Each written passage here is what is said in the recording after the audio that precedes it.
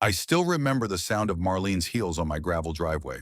Sharp, confident, like a metronome ticking down to bad news. She stood at my gate in her red-colored blazer, pearls catching the afternoon sun, clipboard tucked under her arm like a badge of honor. "Tom," she said, smiling too sweetly, "this land of yours is charming, but let's be honest, it's wasted. The HOA has bigger plans. You can't hold progress back forever. Be reasonable. Sell now. We can even make you look like a hero." Her tone dripped with fake kindness. But I knew what it really was, a threat in pearls.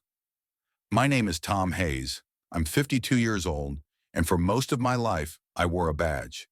25 years as a county sheriff's deputy until I retired after an injury in the line of duty. After decades of breaking up bar fights, chasing fugitives, and knocking on too many doors with bad news, all I wanted was peace. So I bought this little stretch of land just outside town, a weathered cabin, a patch of pines, and the kind of silence you can feel in your chest. This place wasn't just property, it was a second chance, a place where I could breathe, heal, and finally be Tom. Not Deputy Hayes. That peace lasted until Marlene showed up. It's been a while she's trying to persuade me to sell my land. I'll never forget that first knock at my gate. Afternoon sun, gravel crunching under high heels. And there she was, Marlene Carter, HOA president. Mid-50s, perfect blonde bob, pearls around her neck, sharp-fitted blazers, clipboard tucked tight like it was her weapon. She gave me the kind of smile that wasn't a smile at all.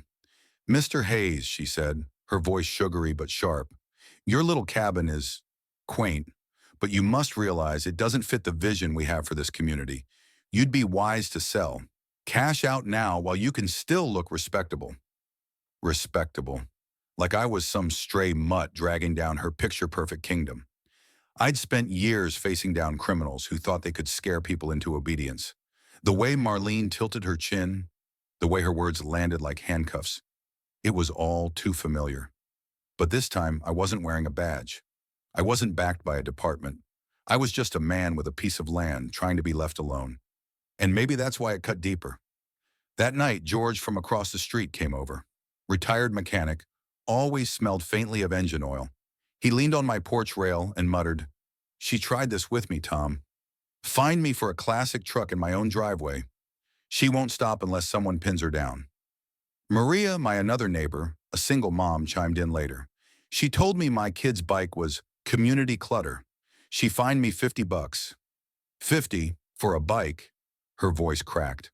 Everyone had scars from Marlene's rule, and for the first time I saw it. This wasn't just my fight. It was ours. At first it was whispers over fences, late-night porch talks, and quiet complaints. But whispers turned into plans. George, the retired mechanic, was the first to speak up. "Tom, you've dealt with people like her before. You know how to get under their skin. Tell us what to do." Maria, clutching her coffee like a shield, added, "She embarrassed me in front of the whole neighborhood. Said my boys' toys in the yard made us look poor. I'll help any way I can." And then came Ellen, a widow in her 70s who had lived there longer than anyone.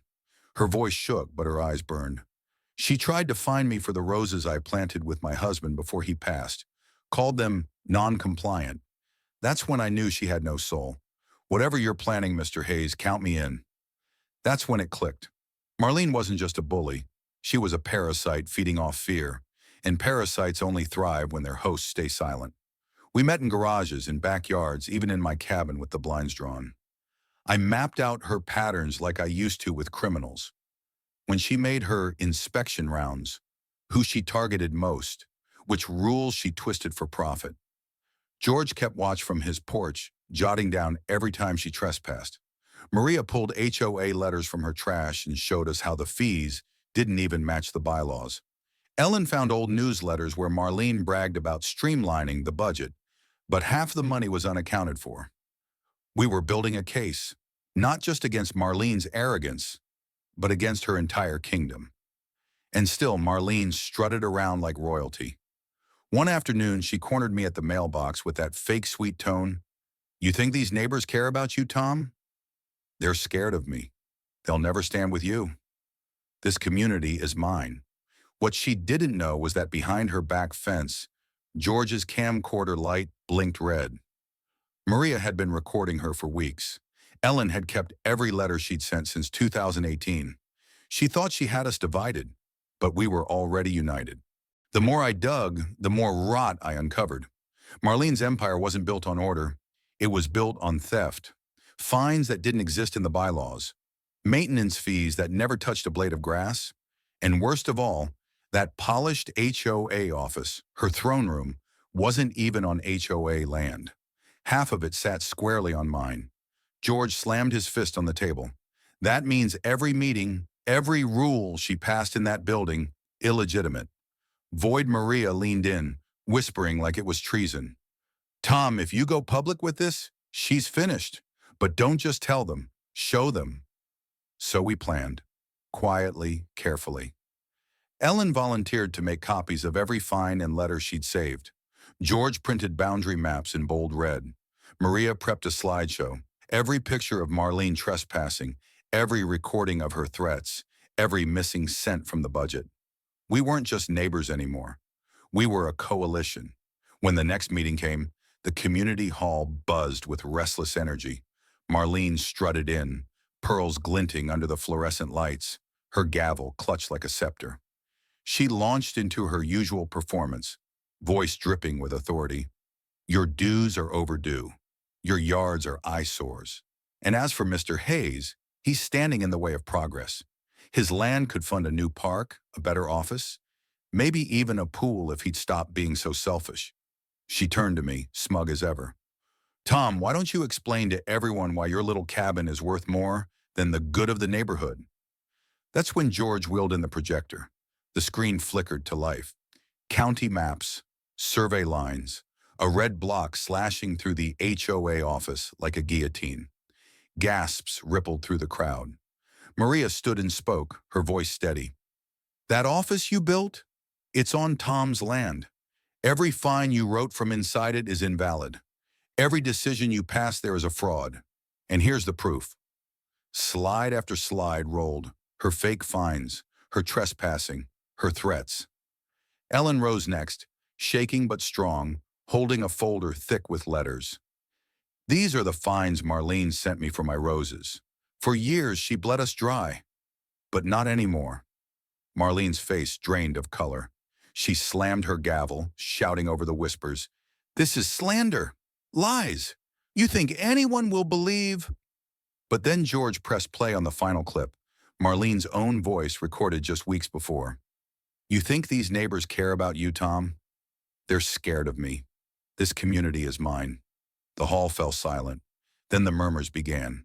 Angry, betrayed, unified. Neighbors who once cowered under her fines now stood tall. Someone shouted, "Resign!" Another, "Pay it back!" The room surged, years of resentment boiling over. I didn't need to say a word. She was already finished. By the end of the night, Marlene had been voted out. An emergency board dissolved the office, pending legal review, and within weeks, county officials confirmed it. The land and the power was never hers to begin with. Her empire crumbled not with a bang, but with a slow, humiliating unravel. Weeks later, I found a letter in my mailbox, not from Marlene, but from the county prosecutor. Turns out her maintenance fees had crossed into criminal fraud. She wasn't just losing her office. She was facing charges.